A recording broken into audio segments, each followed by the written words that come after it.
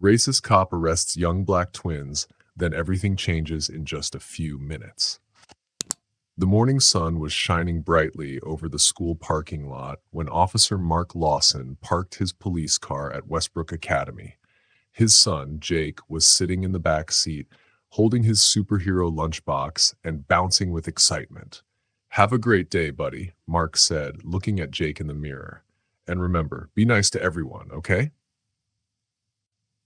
Jake grinned, showing a gap where his front tooth used to be. "Yes, Dad," he said, and hopped out of the car to join his classmates going inside. Mark watched until Jake disappeared through the school's big wooden doors. Then he called his wife, Claire. "Hey, honey," he said. "I just dropped Jake off. I might be late tonight. There's a neighborhood watch meeting." Claire replied, "Okay, be safe. I'll keep dinner warm. Love you." Mark smiled and said, "Love you too. See you tonight." 20 minutes later, Mark was driving around near the school when he saw two teenage girls walking on the sidewalk. They were wearing the school's navy blue uniforms. He hadn't seen these girls before, and something about them felt strange to him. Mark turned on his car lights and pulled over next to them. The girls stopped, looking at him calmly. They were identical twins, both wearing the school uniform, but Mark thought their skin color didn't seem like most of the other kids at Westbrook Academy. "Show me your ID cards," he said, stepping out of his car. The twins shared a quick glance, then reached into their backpacks. One of the girls said quietly, "Sir, we're students here. My name is Lena Carter, and this is my sister Dylan." Mark looked at them doubtfully. "You forgot your IDs, or are you lying?" he asked, though they looked like they were telling the truth. "Come with me to the station so we can sort this out," Mark said firmly. "Officer, we're just trying to get to class," Dylan said, her voice shaking a little.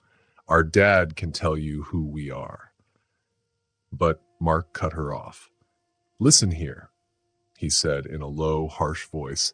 "You think you can just walk into any place you want? Westbrook is a prestigious school. You really expect me to believe you belong here?" He gave them a hard look and added, "How could someone like you even afford this school?" The twins didn't say anything. They kept their faces calm, which seemed to bother Mark even more. "Get in the car," he ordered. "We're going to the station to talk about identity theft and trespassing." Lena and Dylan stayed silent, but looked tense as they climbed into the back seat. Mark slammed the door shut and mumbled to himself about troublemakers. As he drove, Mark glanced in the mirror. The twins sat quietly with their hands folded, staring straight ahead. This bothered Mark because most kids would be scared or crying, but these two seemed strong, like they weren't afraid. Suddenly, Mark noticed a black van following his car. It kept the same distance, not too close, but it was definitely behind him. Mark felt a little uneasy, but then his phone rang. It was his boss, Captain Matthews. "Officer Lawson speaking," Mark answered. "Lawson, where are you right now?" The captain sounded serious. Mark's stomach tightened. "I'm bringing in two suspicious individuals from Westbrook Academy, sir. Two teenage girls in school uniforms." There was silence for a moment. Then the captain spoke again, and Mark could feel his anger. "Those girls are District Attorney Samuel Carter's daughters, his twins." Mark's face turned pale. District Attorney Carter was one of the most respected people in the justice system. He could end Mark's career with one call. "Pull over immediately," the captain ordered. "Let those girls go and report to Nathaniel Carter's office. He's waiting for you." Mark's hands shook as he stopped the car. He felt nervous as he stepped out and opened the back door for the twins. "I made a mistake," he stammered. "You're free to go." The girls glanced at each other before stepping out of the car. They still didn't say anything, but their calmness made Mark feel worse. They didn't need to speak. Their silence made him realize how wrong he had been. Just then, a tall man in a black suit walked toward them. "Ladies," he said to the twins, his voice polite but firm, "your father is expecting you." The twins walked to the black van without a word, and Mark watched as they left, feeling small and ashamed. The next day, Mark went to the DA's office. He was nervous as he sat outside, waiting to be called in. Finally, the secretary called him, and he went inside, feeling like he was carrying a heavy weight. Nathaniel Carter sat at his desk, calm but serious. Mark's boss, Captain Harris, was also there, his arms crossed and face serious. "Take a seat, Officer Lawson," Nathaniel Carter said. "What happened yesterday wasn't just a misunderstanding. You stopped my daughters for no reason, judging them just because of how they looked." Mark looked down, embarrassed. Nathaniel Carter went on, "I believe in second chances. Instead of firing you, we're sending you to work in Riverside, a mostly black community, for 6 months. You'll work with the people you've shown bias against." Mark was shocked. "Riverside? But that's 3 hours away," he protested. "It's this, or you lose your job," Captain Harris said firmly. Mark thought about his family and realized he had no choice. "Let me know if you'd like any revisions or further assistance." Later that night, Mark packed his bag, saying goodbye to his son Jake and his wife Claire. "We could come with you," Claire offered, but Mark shook his head.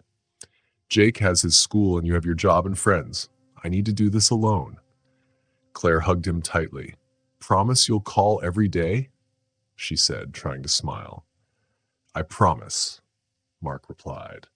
Mark arrived at the 15th precinct in Riverside early the next morning. As he walked in, people stared at him. He heard someone whisper, "That's the one from the Carter case." He tried to ignore it. The captain introduced him to his new partner, Officer Thomas King. Officer King didn't smile or shake his hand. "We'll be patrolling the community together," he said firmly. "This community knows who you are, Lawson. I've spent years building trust here, and I'm not letting you ruin it." As they walked the streets, Mark noticed how everyone greeted Officer King warmly, but most ignored him. At a coffee shop, the owner served Officer King and barely looked at Mark. Some kids even crossed the street just to avoid walking past him. "They know what you did," Officer King said. "Every move you make here will be watched closely. I'll be watching you too. Make one wrong move and you'll lose your badge." Mark felt the weight of his mistake even more. He knew he had to earn the community's trust back. Mark was a police officer, but lately he felt like he didn't belong. As he walked through the neighborhood, he noticed that people avoided him. The elderly owner of a shop quickly turned away, guiding her customers toward the back. The open sign flickered in the window, but Mark understood that he wasn't welcome there. On the corner of Malcolm X Boulevard, 2 officers from his precinct crossed the street to avoid walking beside him. One of them, Officer Williams, a black officer who had smiled at him earlier during the morning briefing, now acted as if Mark were invisible. Their patrol car sped off with a slight screech, leaving Mark alone with the whispers that followed him everywhere. He felt people's eyes on him, watching, judging, remembering what he had done. His next stop was the local diner where officers usually had lunch. When he pushed open the door, the usual buzz of conversation faded. Several patrons, including 2 officers from his precinct, quickly gathered their things and left, leaving half-eaten meals on the tables. The waitress glanced at him and immediately disappeared into the kitchen.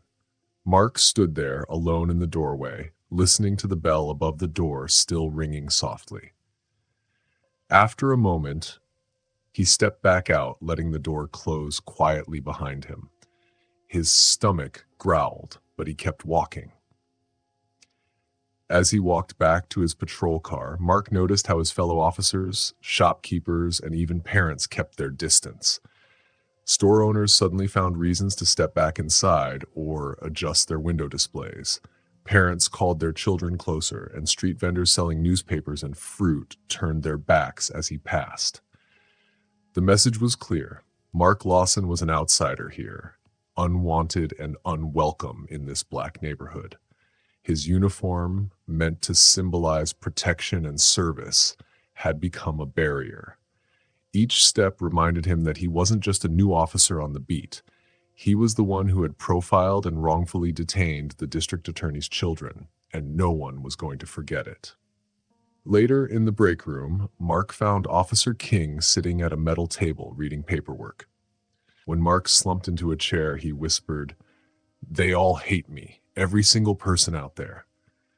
King put down his papers, looking at Mark's face carefully. "Hate's a strong word. They don't trust you. There's a difference." "What's the point?" Mark asked, sinking further into his seat. "No matter what I do, they're going to remember what happened with the DA's kids." "You're right about one thing," King replied, leaning forward. "They will remember, but they'll also remember what you do next. Trust isn't something you can force. It's something you earn day by day, action by action." Mark ran a hand through his hair. "How? They won't even look at me." "Start small," King suggested. "Learn people's names. Say good morning even if they don't say it back. Show up at community events, not as a cop, but as someone who cares. Visit the senior center on 4th Street. The folks there have seen everything in this neighborhood, good and bad, and they're usually willing to give second chances." "The senior center?" Mark asked, doubtful. King nodded. "They have a weekly bingo night, and they're always short on volunteers. Mrs. Washington, who runs it, makes the best sweet potato pie you'll ever taste. You could also help out at the youth center. Coach Martinez runs basketball programs after school. Having an officer there teaching kids to shoot hoops instead of patrolling outside, that makes a difference." Mark sighed. "What if they don't want me there?" "Then you keep showing up anyway. Show them you're not there to police them, but to support them.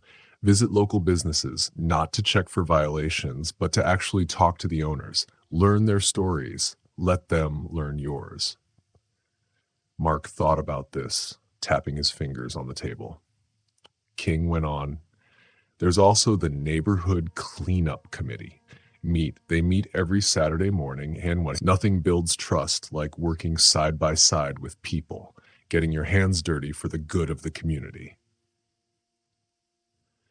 "These people crossed the street to avoid me today," Mark said quietly. "Then tomorrow you give them a reason to stay on the same side," King replied firmly. "Look, Lawson, nobody expects you to change everything overnight, but they are watching to see if you're willing to try. The question is, are you?" The room fell silent as Mark thought about King's words. The hum of the fluorescent lights grew louder in the quiet. Finally, Mark said, "I don't know if I can do all that." "Nobody's asking you to do it all at once," King reassured him. "Pick one thing, start there. Maybe join the neighborhood watch meetings, not as a cop giving orders, but as someone who wants to hear the community's concerns. Or volunteer at the food bank on Wilson Street. Actions speak louder than words, and right now, your actions need to tell a new story." Just as Mark was finishing his paperwork, a call came in about a house fire on Maple Street. Thick black smoke was already billowing from the second-floor windows of an old Victorian house when Mark arrived. But it wasn't just the fire that surprised him. It was the people. At least 20 residents had formed a bucket brigade, passing containers of water from house to house. Others used garden hoses, trying to contain the flames. An elderly man directed people like a fire chief, giving instructions. "Someone's still inside!" A woman's scream rang out. "Mrs. Monroe! She lives in the upstairs apartment." Without hesitation, 3 young men ran toward the burning house. Mark watched in awe as they coordinated their rescue. One of them broke a window while another grabbed a ladder from a nearby garage. Mark quickly ran to help position the ladder. The men barely acknowledged him, focused on their mission. As the smoke thickened and sirens grew closer, the 2 men appeared at the window, helping an elderly woman between them. The crowd cheered as they carefully brought her down. Mark jumped in to help Mrs. Monroe to steady ground. She was coughing but conscious, her nightgown covered in soot. Neighbors wrapped her in a blanket and brought water. As the fire trucks arrived, Mark stood back, watching the community in action. People stayed, comforting Mrs. Monroe, offering her a place to stay, and already making plans to help her rebuild. Children ran between houses, bringing more blankets and water. A volunteer turned to Mark, nodding. "Thanks for helping, officer." It was just a brief acknowledgement, but it felt like the first crack in the wall of distrust. Mark saw how smoothly everyone worked together, young and old, without waiting for orders or permission. They saw a neighbor in need and acted. The next day, during his morning patrol, Mark drove past Mrs. Monroe's charred house. He noticed a crowd gathered on the sidewalk, so he slowed down. At first, he thought it might be trouble, but as he got closer, he saw something different. Neighbors had set up folding tables, piling them with clothes, blankets, and household items. A woman organized everything, and children brought boxes of toys, carefully picking which ones to donate. Mark parked his patrol car and watched as people came and went. Some brought grocery bags full of food. Others carried furniture in trucks. An elderly man pushed over a nearly new microwave in a shopping cart. Mark overheard a woman talking. Everything they owned was destroyed. The insurance won't cover most of it, but we'll make sure they get back on their feet. A teenage boy struggled to carry a heavy desk. Mark stepped forward and offered to help. The boy hesitated, studying Mark, then nodded. Together, they carried the desk to a collection area. Mark noticed a sign on a nearby table, Monroe Family Relief Fund. Every dollar helps. Next to it, a glass jar was already half full of bills and coins, and a notebook was filled with offers for temporary housing, meals, and help. Mark stood back, taking it all in. The people in this neighborhood were more than just faces on his patrol. They were a family, looking out for each other. Watching this generosity and kindness, Mark began to see things differently. This wasn't just a neighborhood, it was a place full of heroes, courage, and love. For the first time, Mark felt like maybe, just maybe, he could become part of it too. "Mrs. Monroe was staying with my family," said an older lady who was writing in her notebook. "My daughter moved out to go to college last year, so we have an extra room. Mrs. Monroe can stay as long as she needs." Mark listened carefully, thinking about his own neighborhood. He wondered if people there would help each other like this if something bad happened. Would they open their homes to strangers and share what little they had? Just then, a group of kids ran by, carrying bags of clothes and laughing excitedly. They were helping their parents, who followed with boxes of dishes and pans, saying thank you to everyone who was organizing the donations. "Officer Lawson," someone called. Mark turned to see one of the men who had helped rescue Mrs. Monroe. "If you're not too busy, we could use some help moving these heavy things." Mark nodded and took off his jacket. For the next hour, he worked with the community members, lifting furniture, sorting supplies, and listening to stories about Mrs. Monroe. People told him how she always baked cookies for the neighborhood kids and taught piano lessons for free to families who couldn't afford them. As Mark helped sort through the donations, he felt something change inside him. These people, who he'd once been unsure of, were now showing him what being a community really meant. They weren't waiting for help from the government. They were taking care of each other, sharing what they had. Mark thought about the way he felt when he first arrived and how he had judged these people. He realized he'd been wrong. The strength of this community wasn't in money or things, but in how they cared for each other. When his shift ended, Mark went to Mern's grocery store on Cedar Street to buy a few things. The lights buzzed softly as he walked through the aisles with a basket in his hand. The floors squeaked under his feet, and his mind replayed moments from earlier at the donation drive, like scenes in a movie. At the checkout, he stood behind an older woman counting coins from a worn leather purse, her hands shaking a bit as she did. The cashier, a young man with braces and kind eyes, waited patiently and smiled warmly. "That comes to $43.27, Mrs. Wilson?" he said gently. Mrs. Wilson's hands shook a bit more, and she whispered, "Oh dear, I'm a little short. Could you take off the coffee and the fruit?" Before the cashier could answer, a tall man in paint-stained work clothes behind Mark stepped forward. "How much is she short?" he asked, already reaching for his wallet. "About $12, the cashier replied. "I'll cover it," the man said, handing over a $20 bill. "My mama taught me to always help when you can. She'd be upset with me if I didn't." Mrs. Wilson's eyes filled with tears, and she touched the man's cheek with her wrinkled hand. "God bless you," she said with deep emotion. The man helped her bag her groceries, making sure nothing got crushed, and another customer, a woman in nurse scrubs, offered to carry them to her car. Mark watched, forgetting his own items on the conveyor belt, feeling touched by this simple act of kindness.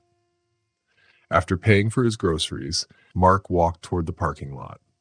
The air was cooling down, smelling of freshly cut grass, and the sky was a deep purple with evening coming.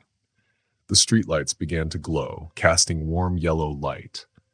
He thought about how the man hadn't hesitated to help Mrs. Wilson, didn't expect any thanks, and just wanted to help because it was the right thing to do. It reminded him of the donation drive earlier that day, where neighbors help neighbors, no questions asked. As Mark walked to his car, he saw something shocking.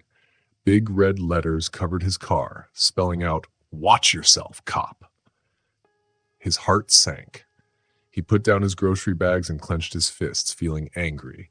The paint was fresh and smelled sharp, and little red drops were running down the sides of his car like tears.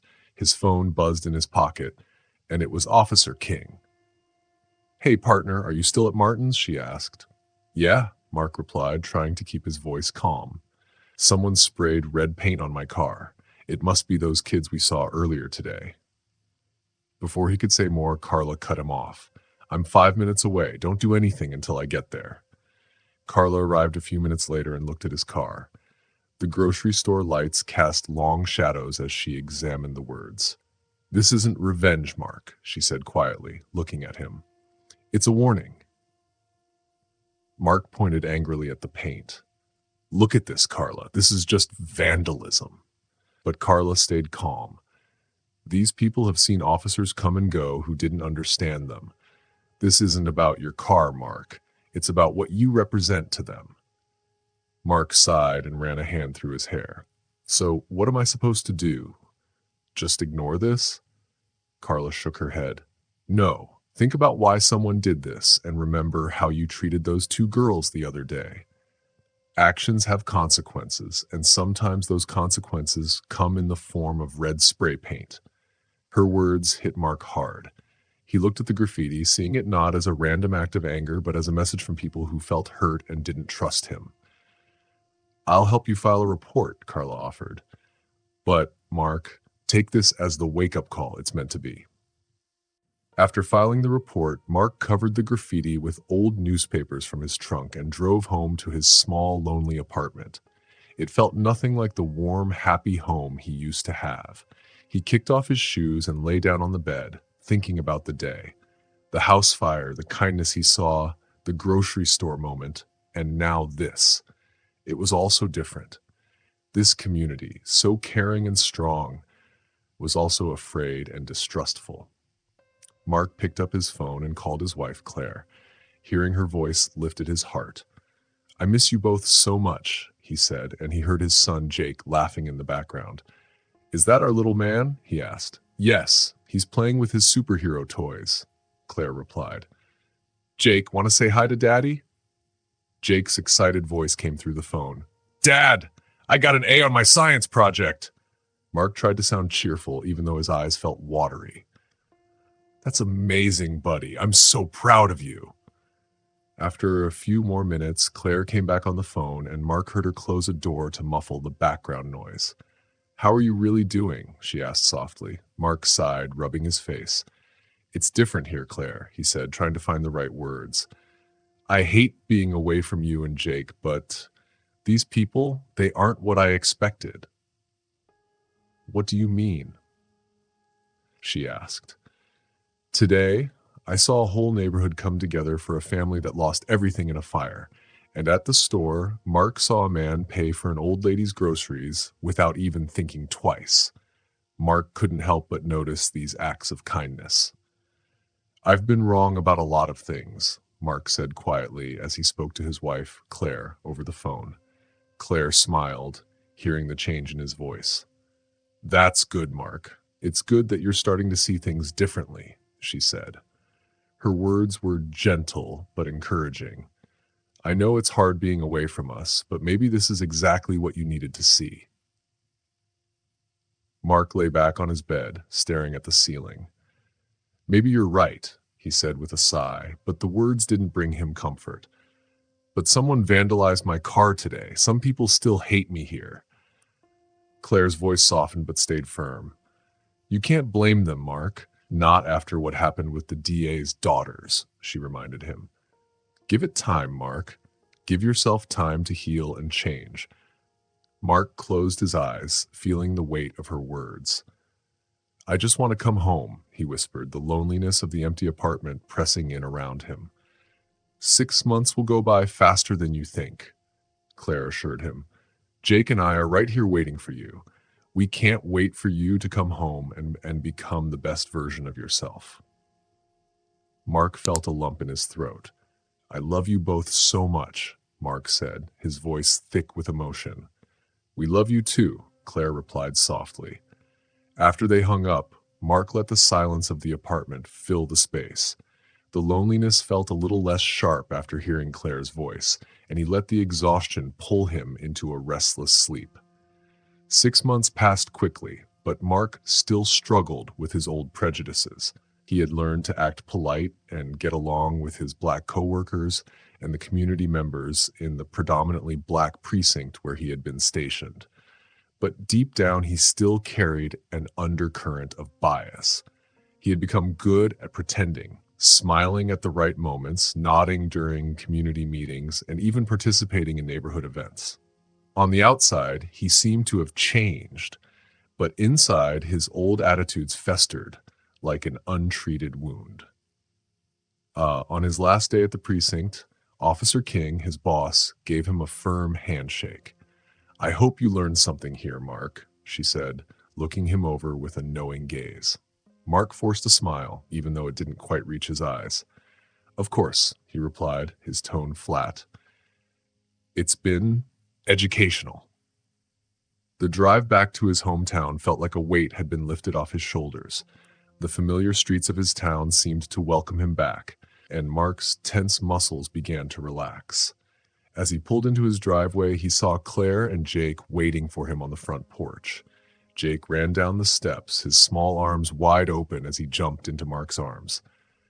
"Daddy!" Jake cried, his voice full of excitement. Mark hugged him tight, breathing in the familiar scent of his shampoo, feeling the warmth of home. Claire walked up more slowly, her eyes glistening with happy tears. She wrapped her arms around both of them. "Welcome home," she whispered softly, her voice full of love. Later that evening, after Jake had gone to bed, Mark sat in his favorite armchair holding a beer. The comfort of being home made him feel better, but his anger still burned. His mind went back to the Carter twins, the two girls who had defied him during a traffic stop 6 months ago. They had been so calm, so sure of themselves, and he hated that they hadn't shown him any respect. "They think they're untouchable," Mark muttered to himself, his grip on the beer bottle tightened. "Because of their daddy. I kept it as close to your original text as possible." Claire looked up from her book, her expression curious. "What was that?" she asked. Mark quickly covered up, shaking his head. "Nothing," he said, but inside his thoughts were already brewing a plan. He couldn't let those girls get away with it. They needed to learn that their actions had consequences. Maybe a little scare would teach them to respect him. He stood up, brushing the thought away. "I'm going to bed," he said, kissing Claire on the forehead. But sleep was the last thing on his mind. As he lay in bed, his mind raced with ideas of revenge. He had been humiliated 6 months ago, sent away from his family, and now he was going to make those girls pay for it. The next evening, Mark sat at his computer using his police credentials to access the school's database. He quickly pulled up the Carter twins' records. The girls were honor roll students, involved in student council, and had received multiple community service awards. Their lives seemed perfect. They had everything: privilege, status, and a powerful father to protect them. And yet, they had caused Mark so much trouble.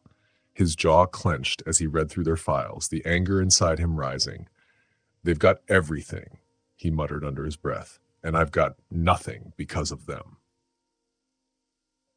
Mark quickly closed the computer and grabbed his car keys. He drove to Walmart, his mind racing.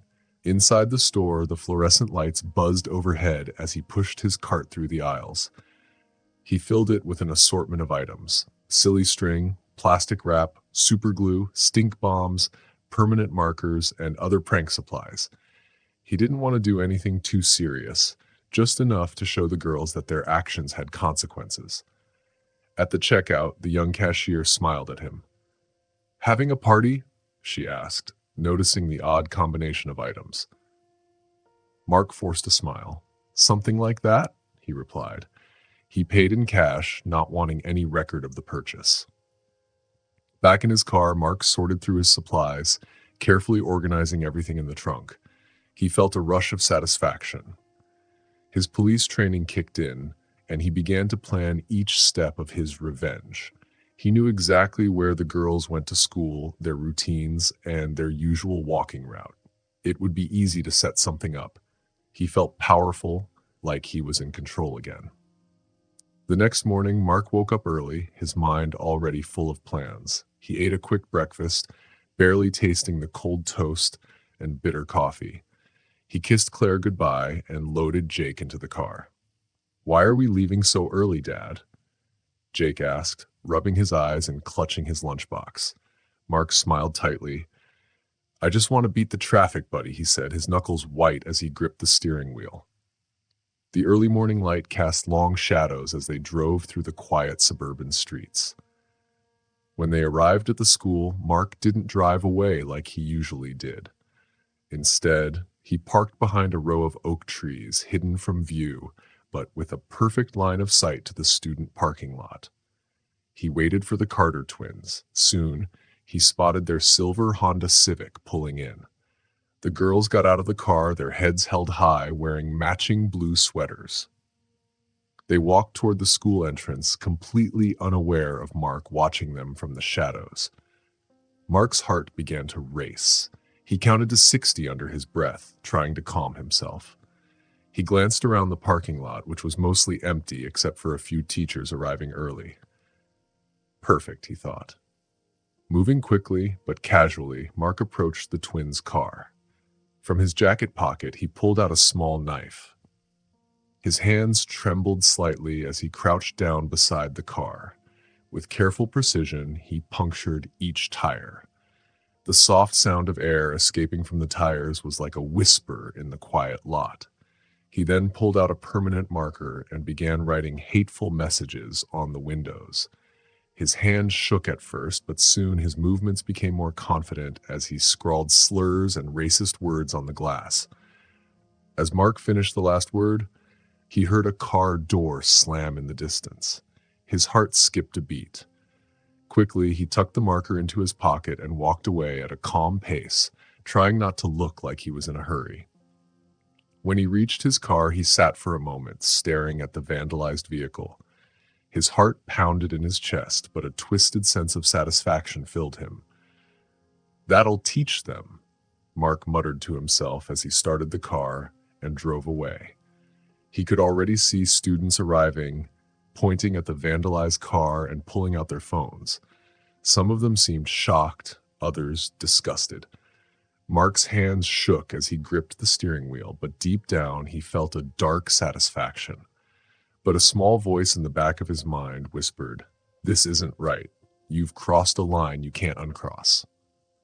Mark ignored it. That afternoon, Lena and Dylan were walking back to their car after a long day at school.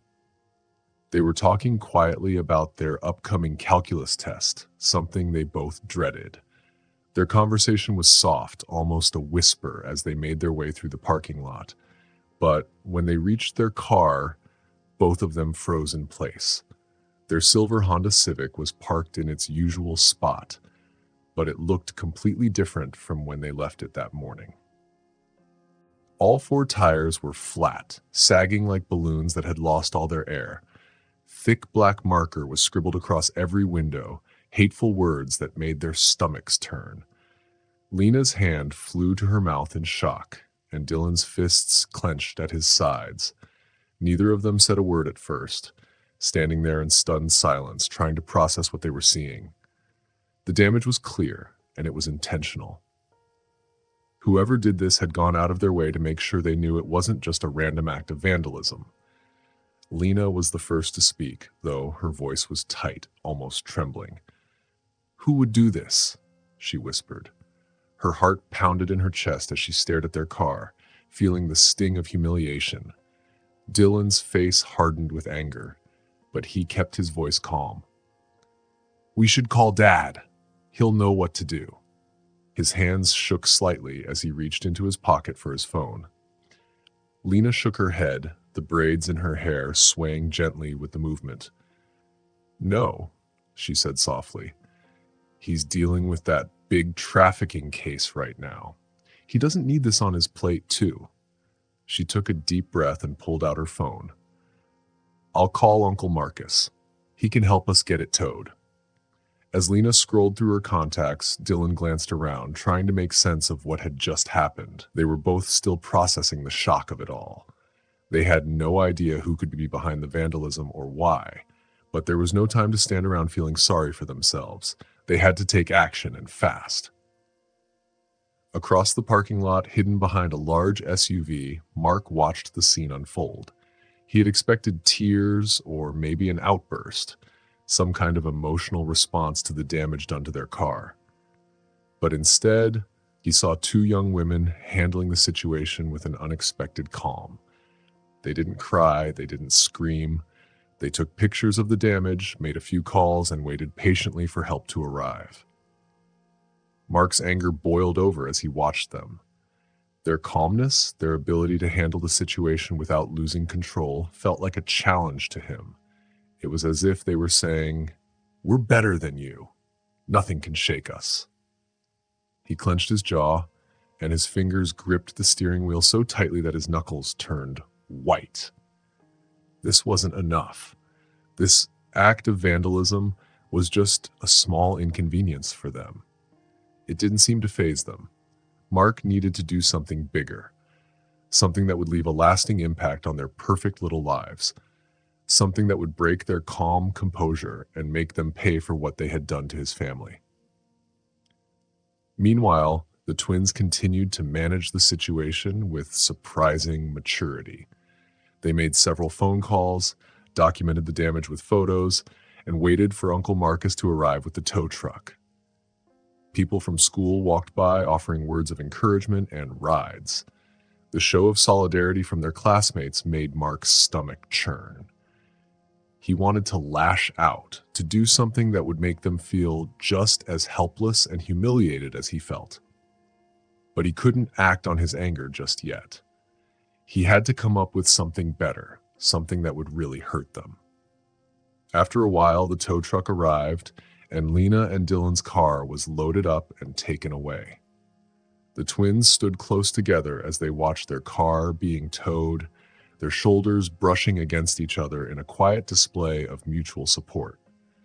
It was clear that they had each other's backs no matter what. Mark, still watching from a distance, was struck by how calm they were. He had expected to see tears, maybe a breakdown, but instead they just stood there side by side as if nothing had happened. He could feel his anger rising again. They didn't seem scared, didn't seem to care about what had been done to them. It was as if they were immune to the pain he was trying to inflict on them. When it was time to pick up his son, Jake, from the elementary school, Mark's mind was still racing. He wasn't sure what he was going to do next, but he was sure it would be something big, something that would leave a mark on the twins, something they wouldn't forget. He drove around to the school, his thoughts consumed with dark ideas. Jake bounded into the car with his usual energy, chattering about his day and the upcoming science fair. But Mark barely heard him. His mind was too focused on his plans for the Carter twins. Later that evening, as Jake wandered down the hallway toward his father's study with his math homework in hand, he overheard something that stopped him in his tracks. The door to Mark's study was partially open, and Jake could hear his dad's voice, low and angry, as he muttered to himself. "Get some guys from the old neighborhood, make it look like an accident.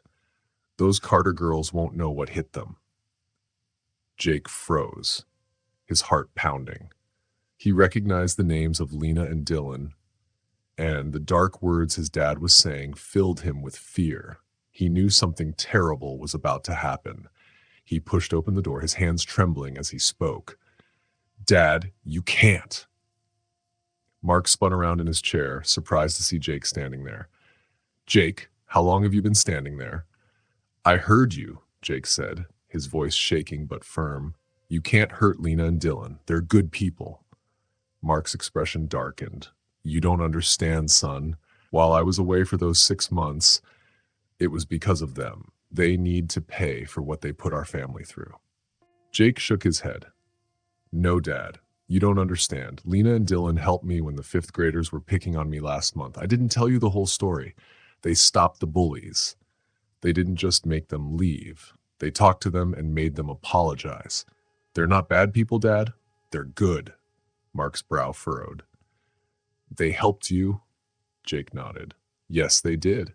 And they didn't even know who I was. They just helped because it was the right thing to do. Please, don't hurt them." Mark sat back in his chair, stunned. His son's words echoed in his mind. He had been so blinded by anger and resentment that he hadn't seen the truth. The girls weren't his enemies. They had shown kindness to his son when they didn't have to. They had been the ones to step in and protect him when no one else did. Mark felt something shift inside him. His anger began to melt away, replaced by confusion and doubt. "I'll think about it, Jake," he said, his voice softer now. "Maybe you're right. Maybe there's been enough hurt already." Jake stepped forward and hugged his dad. "Promise you'll think about it?" Mark wrapped his arms around his son, feeling the weight of his anger lift. "I promise, buddy. I promise."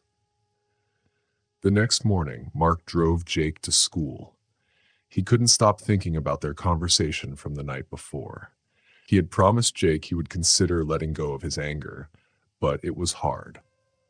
As he sat in the car, watching his son walk into the school building, he felt a familiar tension in his shoulders. Old habits died hard. But then, his eyes caught sight of something in the parking lot. It was the twins' silver Honda Civic, parked in its usual spot. But this time something was different. A black van suddenly screeched to a stop beside them.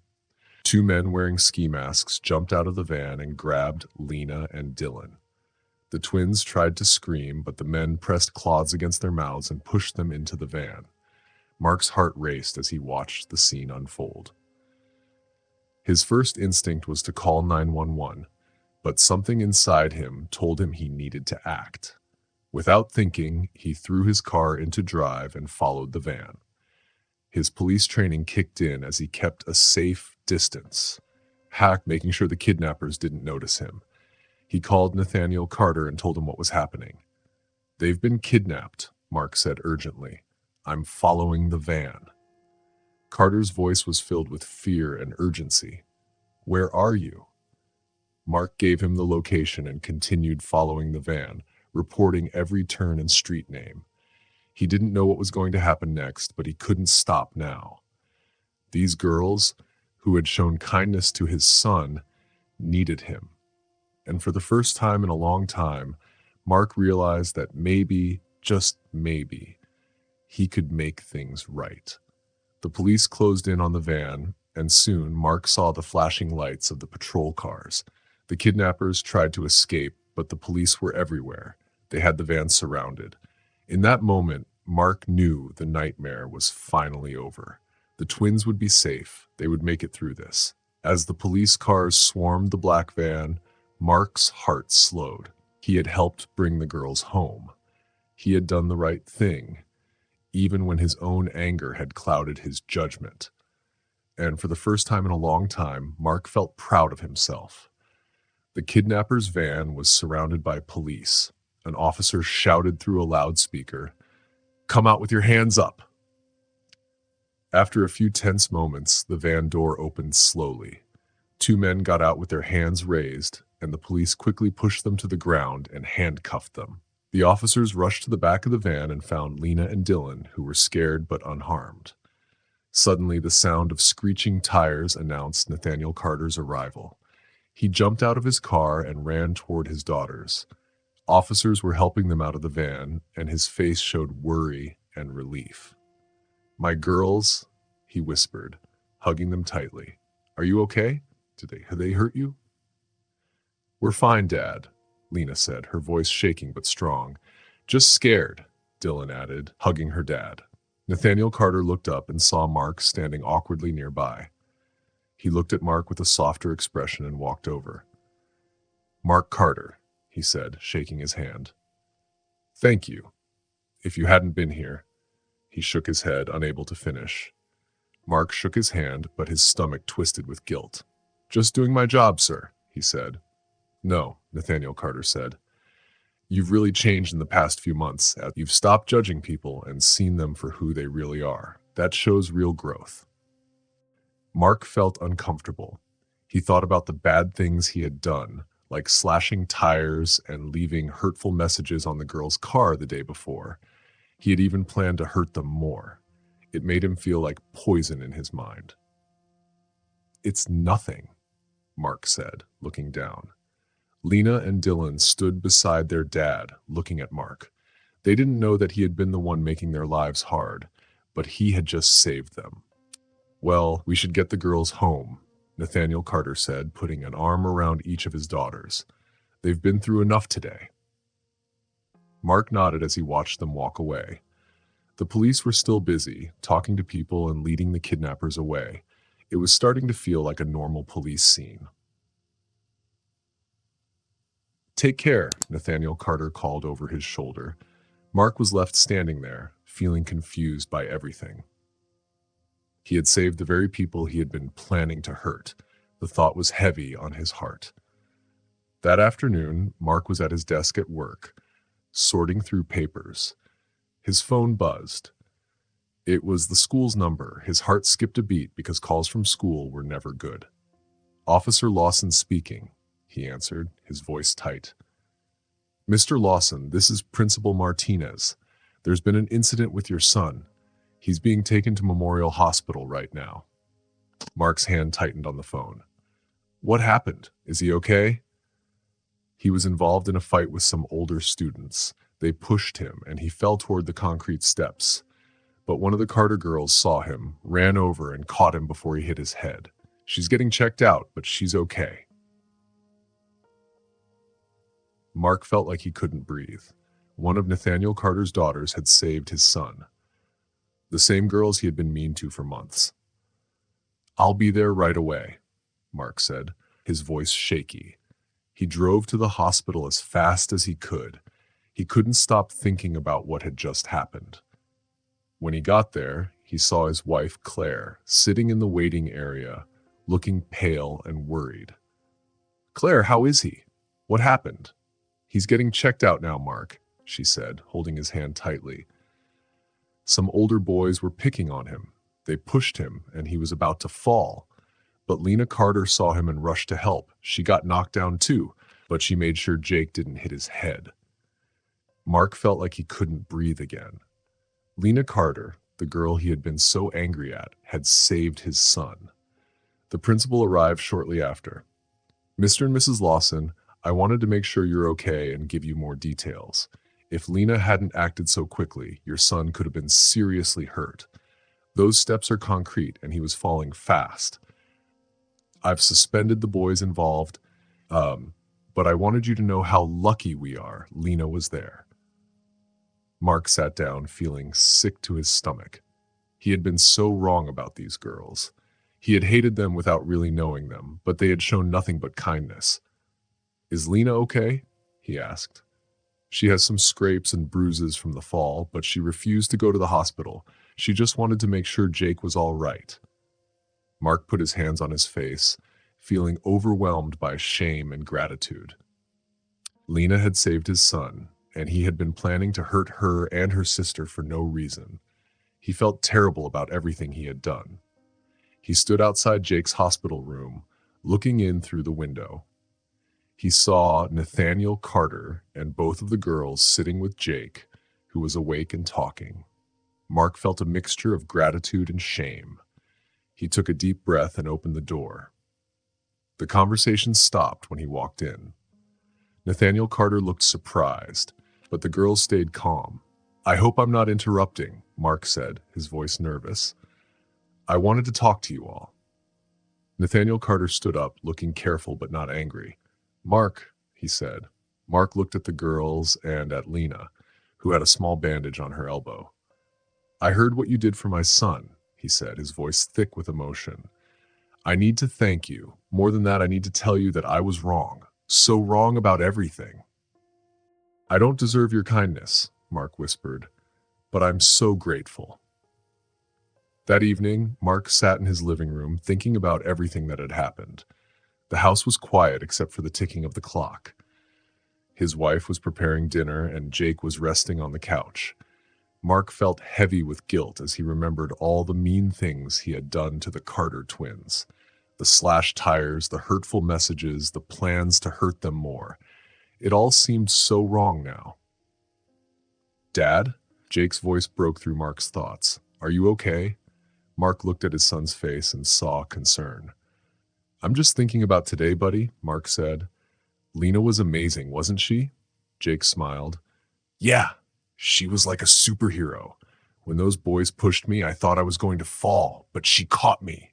She's my hero." Mark's throat tightened. His son was praising the girl he had been so mean to. He felt a rush of emotions. "Jake," Mark said, his voice choked, "I need to tell you something. I haven't been a good person lately. I've done terrible things because I judged people without knowing them. I was wrong about the Carter twins. So wrong." Jake looked surprised, but he seemed to understand. "Is that why you were so angry with them before?" Mark nodded, feeling the shame again. "I let my hate control me. I didn't see people for who they really were. I'm sorry, son. I don't want to be that kind of man anymore. And I don't want you to be like that either." Jake reached out with his good arm and patted his father's hand. "It's never too late, Dad," he said with the simple wisdom of youth.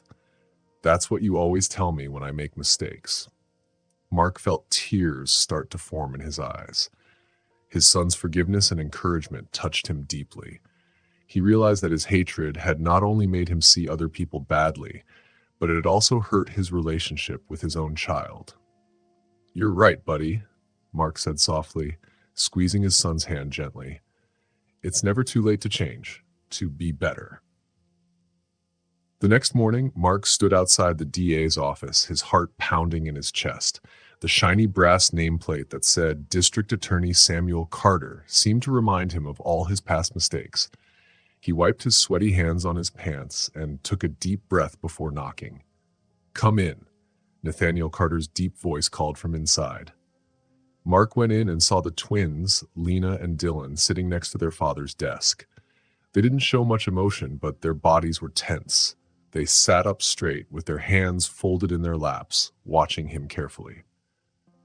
"Mr. Carter, girls," Mark said, his voice shaking more than he meant. "Thank you for agreeing to meet with me." Nathaniel Carter nodded and pointed to an empty chair. "Sit down, Officer Lawson." Mark sat down, feeling the weight of all their eyes on him. The office felt smaller than he remembered, and the air was heavy with unspoken words. "I came here today because I owe all of you an apology," Mark said, forcing himself to meet their eyes. "What I did, the way I treated you girls, was inexcusable." His voice cracked a little. "I let my prejudices control my actions. I targeted you, harassed you, and planned even worse things, all because of the color of your skin." The twins exchanged a quick glance but didn't say anything. Nathaniel Carter just watched Mark closely. "When my son told me how you saved him, Lena," Mark said, looking directly at her, "it shattered everything I thought I knew. While I was planning against you, you were protecting my boy. You showed more courage and character than I've shown in my whole career." Tears filled Mark's eyes, but he kept going. "I'm not just sorry for what I did, I'm ashamed. I'm ashamed of the hatred I carried. I'm ashamed of the example I set for my son. I'm ashamed of how I used my power as an officer." Nathaniel Carter leaned forward. "Officer Lawson, what are you hoping to achieve with this apology?" "Nothing, sir," Mark answered honestly. "I don't expect forgiveness. I don't deserve it. I just want you all to know that I understand now how wrong I was and that your kindness opened my eyes to my own mistakes." After a moment of silence, Lena spoke quietly. "We knew about the car. You know, the slashed tires, the messages." Mark's face burned with shame. "I know, and we didn't report it," Dylan added. "We hoped you'd find a better way." Nathaniel Carter cleared his throat. "Officer Lawson, change is just about words. It's about actions. Your apology seems sincere, but trust, once broken, must be earned back through actions. I believe you can change, but it will take time and effort." Mark nodded, wiping his eyes. "I understand, sir. I want to be better. For my son, for this community, and for myself. I know it won't happen overnight, but I'm ready to do the work." The twins exchanged another look. Then Lena said, "We accept your apology, Officer Lawson." "Thank you," Mark whispered, his voice thick with emotion. That afternoon, Mark got a call during his patrol. Mrs. Monroe sounded scared. "Officer Lawson, please help. My grandson, Isaiah Grant, hasn't come home since last night." Mark remembered Mrs. Monroe from his community service. She was a kind, grandmotherly woman who always offered him sweet tea during his rounds. Her grandson, Isaiah Grant, was 17, a bright kid caught between his dreams and the bad crowd he had started to hang out with. "When did you last see him?" Mark asked, already turning his patrol car around. "Yesterday, after school. He said he was going to study at the library, but some boys have been pressuring him lately. It's a bad crowd. I'm scared, Officer Lawson." Mark's stomach tightened. He knew exactly which crowd she meant, the same group he had stopped and searched many times, letting his prejudice guide his actions. "I'll find him, Mrs. Monroe, I promise." Mark spent hours searching for Isaiah Grant, visiting his favorite spots and asking around. Each dead end only made him more determined. As night came, a tip from a store owner led him to an old warehouse on the edge of town. The building was dark and quiet, its broken windows like empty eyes. Inside, Mark found Isaiah Grant huddled in a corner, his knees drawn to his chest. The teen flinched when Mark's flashlight beam hit him. "Isaiah Grant," Mark said gently, lowering the light. "Your grandmother's worried sick about you." Isaiah Grant's voice shook. "The Kings are looking for me. They said if I don't join them." "No one's going to hurt you," Mark said, kneeling beside him. "We don't have to report this if you don't want us to." Isaiah Grant looked up in surprise. "You won't arrest me?" Mark shook his head. "Right now, I just want to help." Isaiah Grant began to talk, telling Mark about the pressure to join the gang, his dreams of going to college, and how difficult it was to balance his life. Mark listened carefully, seeing not a troublemaker, but a scared kid trying to find his way. "You know," Mark said softly, "my son's about your age, for he loves science too." Isaiah Grant wiped his eyes. "What does he want to be?" "A doctor, just like you." They talked for nearly an hour, and slowly, Isaiah Grant started to relax. Mark saw so much of his own son in this boy, hopes, fears, and dreams, just in different circumstances. When they finally got to Mrs. Monroe's house, she rushed out and hugged Isaiah Grant tightly, tears streaming down her face. "Thank you, Officer Lawson," she sobbed, taking Mark's hand. "Thank you for bringing my baby home." Mark watched them hold each other, and something changed inside him. The labels and prejudices that used to be so fixed in his mind began to crumble, replaced by understanding, empathy, and connection. Later, Mark and Isaiah Grant sat at their usual booth in the diner, talking about Isaiah Grant's latest science project. The smell of burgers and coffee filled the air, mixing with the sound of chatter and clinking silverware.